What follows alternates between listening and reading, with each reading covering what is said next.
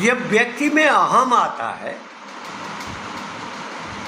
कि मैं ही सब कुछ हूँ, मेरा मकान, मेरा महल, मेरी संपन्नता, मेरा वैभव, जब ये अहं का भाव, अहम का भाव प्रसिद्ध होता है, उसके अनंतर कोई नाम लेने वाला नहीं रहा। जहाँ पर देश के लिए, राष्ट्र की सुरक्षा के लिए, संस्कृति की सुरक्षा के लिए बलिदानियों की लंबी चौड़ी परंपरा, उनका बलिदान बोलता है, उनका त्याग बोलता है, उनका संघर्ष बोलता है।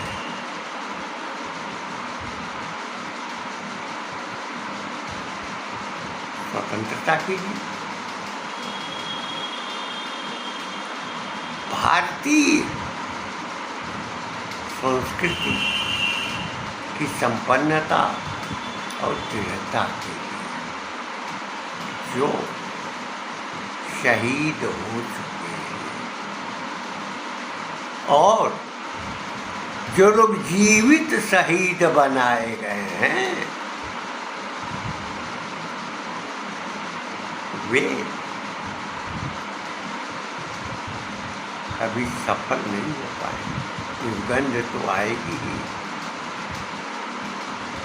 चाहे संस्कृति की दुर्गंध हो, चाहे मातृभूमि को विभाजित करने की दुर्गंध हो, सदैव बनी। अहम भाव रखने वाला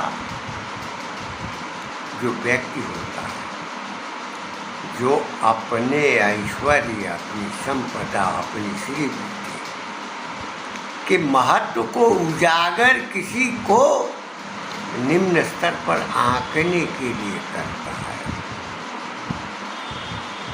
वो सदैव विफल होता है। ऐसी कालखंड में घास की तरह वो समाप्त हो जाता है, जल जाता है। विद्वान चिंतन श्री एस.के. अवस्थी जी का एक सुभाषित आया। उनके जब भी सुभाषित आते हैं, उनमें मैं गर्व का अनुभव करता हूँ, क्योंकि आज भी कोई पुरुष, कोई व्यक्ति है जो उस दिशा में समाज के संस्कार के लिए, समाज के चरित्र निर्माण के लिए, वाणी व्यवहार के लिए, कर्म के लिए कोई दिशा देने वाला है, जिसको कथित आजाद भारत से ही सुभाषित मिटाया गया। जो हमारे जीवन का मूल्य है, यही कारण है कि बूढ़े बुढ़िया झोपड़ियों में अपने मल से लिपटे हुए रहते हैं और जो परिवार के युवक हैं, उपेक्षा भरी नजरों से देखते हैं। जिन्होंने अपना सब कुछ निछावर कर दिया अपनी संतानों को पालने के लिए, शिक्षा के लिए, वे अपने अंतिम अवस्था में मल के बीच में, अपने ही मल के बीच में उठे रहते हैं। यह स्थिति बनाने वाला संस्कारहीन व्यक्ति था, संस्कार से भिन्न था, भारतीय संस्कृति का बोध नहीं था और उसका गुणगान बहुत किया जाता है अपने वैशिष्ट्य के लिए, अपने लाभ के लिए। चाहे कोई भी सत्ता रही, वर्तमान में भी वही चीज है। फिर भी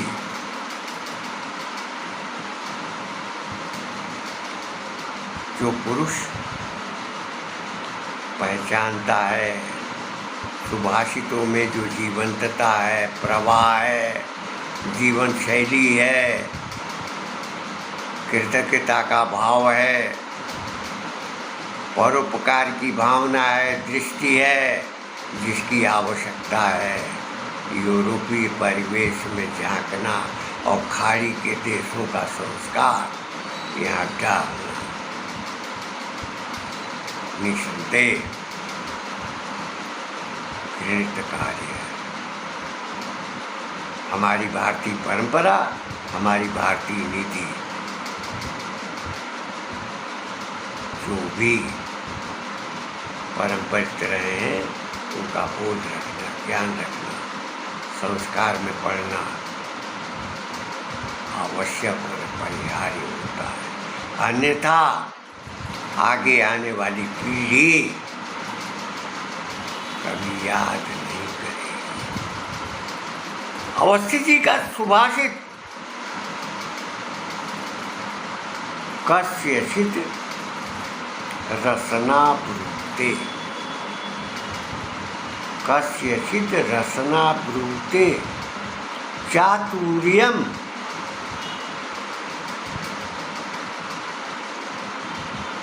समयो धनम। हरे सदसि मृत्यन्ते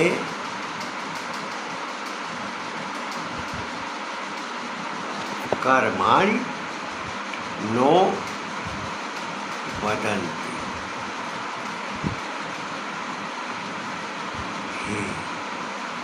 किसी को, किसी की वाणी बोलती है, किसी का पैसा, चालाकी या समय बोलता है, लेकिन मृत्यु के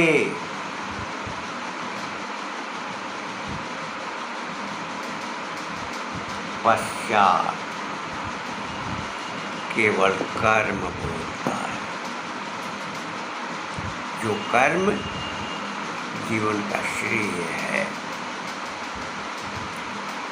भारत में वृद्धाश्रम चलाने वाले, जहाँ पर परिवारों में ही वृद्धाश्रम होता था, ये चरित्र निर्माण करने वाला सुभाषित हमारी वर्तमान की आवश्यकता है।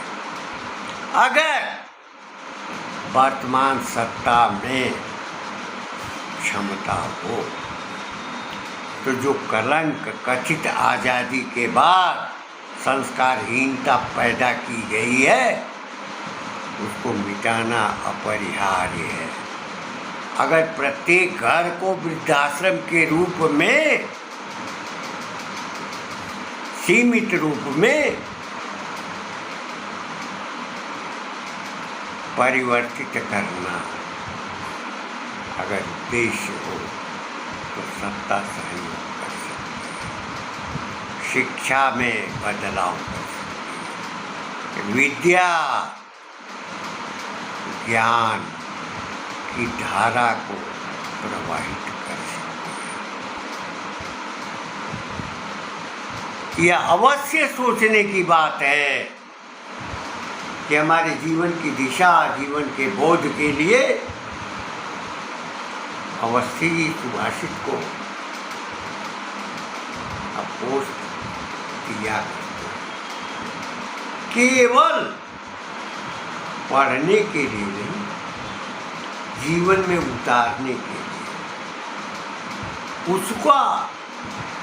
उसका व्यवहारिक रूप प्रदान करने के लिए यह शिक्षण है, यह शिक्षा की दिशा है और यही ज्ञान है, यही विद्वत्ता है। और बाकी जो शिक्षा है वह केवल सीखना है। एक साधारण व्यक्ति भी अलमारी का कारखाना सीख करके लगा सकता है। साधारण व्यक्ति भी बढ़ई का कारखाना बना सकता है, जूते का कारखाना चला सकता है, लेकिन यह सीखने के क्रम से होता है। और फिर अंत में जब उसका बोध होता है तो बोध ही ज्ञान है, और यह ज्ञान विद्या से मिलता है। आजीवन भर की प्रक्रिया का यह स्वरूप है। माननीय अवस्थी जी को साधुवाद व्यक्त करते हुए मैं अपनी वाणी को विराम देता हूँ कि वे निश्चय ही इस दिशा में, चाहे जिस किसी भी अवस्था में हो, चिंतनशील हैं और श्रेय की धारा में आज भी उनकी विद्यमानता है।